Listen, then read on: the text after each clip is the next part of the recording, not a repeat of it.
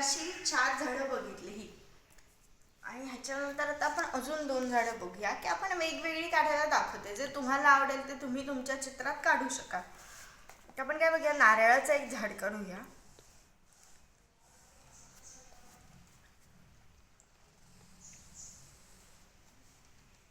ह्याच्यासाठी काय करतो आपण, नारळाचं झाड हे शक्यतो असं वाकल्यासारखं असतं, असं सरळच्या सरळ कुठेही नसतं. पण अशी थोडीशी वाकलेली लाईन काढली आहे आपण. आणि काय करायचं, ह्याच लाईनसारखी दुसरी काढायची, पण ती काय करायची, वरच्या बाजूला खूप बारीक आणि खालच्या बाजूला मोठी होत गेलेली काढायची. आणि नारळाच्या झावळा म्हणजे त्याला नारळाच्या पण पानं म्हणतो, त्या अशा काढत जायच्या. फक्त आतून बाहेर किंवा बाहेरून आत घेतलंय किंवा आतून बाहेर घेतलात, कशाही घेतलात तरी चालते. आपलं पेन्सिलने काढून झालं. जास्त अगदी ह्याची अशी पानं तुम्ही नाही काढलीत तरी चालतं, आपण ते डायरेक्ट खडूने करू. त्याच्यासाठी आता आपण काय करायचं, पिवळ्या रंगाने पहिल्यांदा ह्याच्यावर मी देऊन घेते रेषा, की आपल्याला कुठपर्यंत काढायचं त्याच्यासाठी. त्याच्यानंतर परत त्या झावळांना जे असे पात्या म्हणतो ना, तर मी पिवळ्या रंगाने आधी हलक्या हलक्या काढून घेते. म्हणजे बाहेरच्या आतून बाहेर एवढ्याच रेषा देत जायच्या फक्त, इथून इथे असं. म्हणजे हे का, हे असं जर असेल, डार्क रंगात दाखवते, इथून हे असं काढलं तर असंच फक्त करत द्यायचं. तसं मी आता फक्त पिवळ्या रंगाने करते.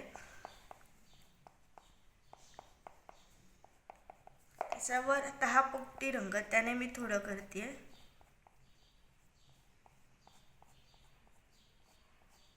ही एकमेकांवर पानं गेलेली चालतात. आपण काय करतो, हे असं ही दोन समजा असे, ह्याच्या अशा रेषा आणि दुसऱ्याच्या ह्या अशा, म्हणजे ह्या एकमेकात अजिबात आपण जायला देत नाही. तसं करायचं नाही आपण. हे ह्याच्यात एकमेकात गेल्या रेषा तरी त्या चांगल्याच दिसतात. असं आता सगळीकडे करून घेतले, जे दाखवलं तेवढं. पिवळ्याचं झालं, त्याच्यावर आता डार्क फक्त ह्या डार्क हिरव्या रंगाचं करून घ्यायचं. ते काढताना घ्यायचं, मधल्या रेषेला सुद्धा तो हिरवा रंग देऊया.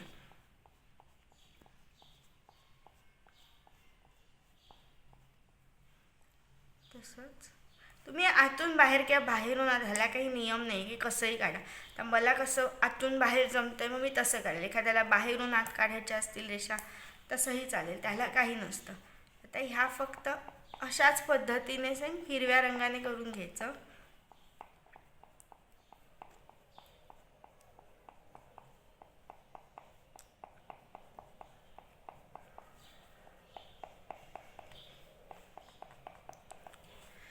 ह्याच्यात थोडासा जरी तुम्ही निळा वापरलात ना तरी चालतं, कारण निळा हा डार्क हिरव्याच्या ऐवजी आपण निळा वापरतो, म्हणजे ते दिसताना खूप चांगलं दिसत जातं. त्याच्यासाठी मी हा वापरते. मला जर जमत नसेल तर अजिबात करू नका. आधी ह्याची प्रॅक्टिस करा. जसं जसं तुम्हाला जमेल तसं तसं करा.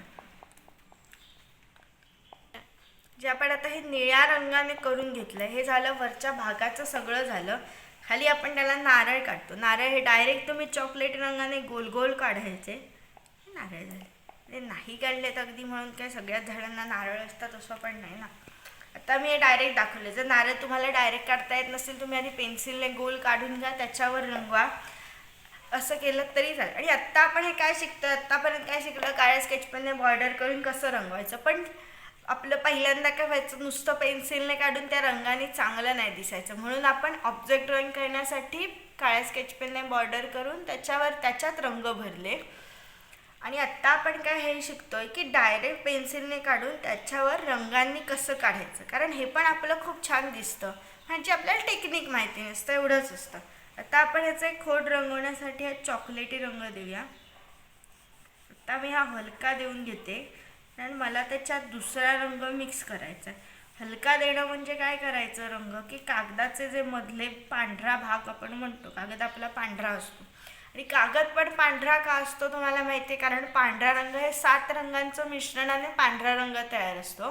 म्हणून जनरली ड्रॉइंग पेपर हा पांढरा असतो. तुम्ही जसे मोठे जाल तसा काळ्या रंगाचा, ब्राऊन कलरचा, अजून बऱ्याच रंगांचे असतात, त्याच्यावर आपण करू शकतो. पण आत्ता आपण पांढरा का वापरतो ते सांगितलं.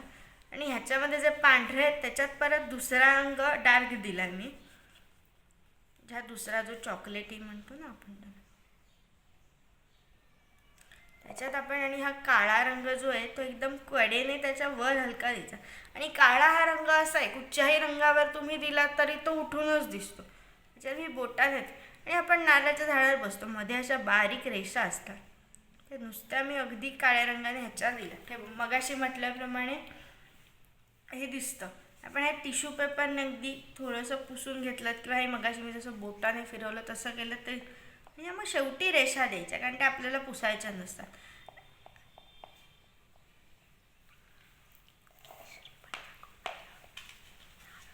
आणि नारळ अजून रंगवताना आपण एक केशरी रंग थोडासा सुद्धा वापरू शकतो. आणि काय काय आपण बघतो ना सिंगापुरी नारळ असतात ते केशरी रंगाचे असतात, तर तसंही तुम्ही करू शकता. तर कोणतरी म्हणेल आमच्याकडे नारळ चॉकलेटी नाही, तर केशरी रंगसुद्धा वापरू शकता, काही वापरू शकता. आणि तळात आपण हे गवत का काढतो, कारण ते छान दिसायला जे आपल्याला छान दिसतं ते आपण चित्रात काढायचं. हे आपलं नारळाचं झाड झालं. आणि ह्या रंगवताना सुद्धा तुम्ही खाली समजा लाईट लाईट जितकं करत याल तितकं ते लांब आहे असं वाटतं. म्हणजे जितका पुढे लाईट रंग असतो तितकं ते लाईट रंग हा जवळ असल्यावर आपल्याला लाईट दिसतं, जितकं लांब दिसत जातं तितकं हे ऑइल पेस्टलमध्ये गडद दिसत जातं. जसे तुम्ही रंगाचे पद्धती किंवा मीडियम बदलाल तसं ते अजून बदलत जातं. आता आपण अजून एक बघणार आहोत ते म्हणजे खूप असं विस्तारलेलं झाड आपण म्हणतो ना, जे जमिनीच्या दिशेने वाकलेलं असतं तसं. त्याच्यासाठी काय करायचं, इथून एक अशी खूप अशी वाकलेली लाईन काढायची, अगदी खूप वाकलेली आहे. त्याच्यानंतर ही त्याची पानं पानं नव्हे त्याची खोडाच्या फांद्या ज्या असतात त्या काढायच्या.